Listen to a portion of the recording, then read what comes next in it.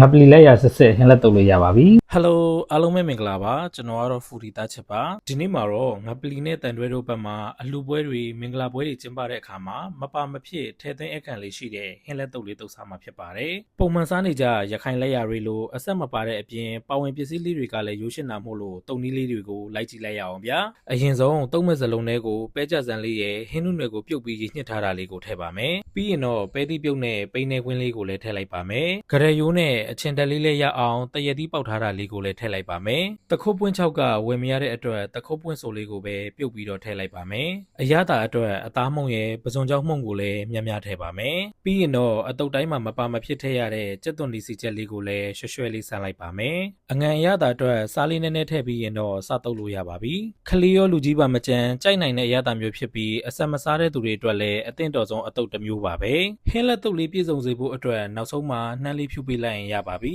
စားကောင်းတာလေးမလို့လိုက်လို့စားကြည့်ပါနောက်ဗီဒီယိုတွေမှာပြန်တွေ့မယ်တတာ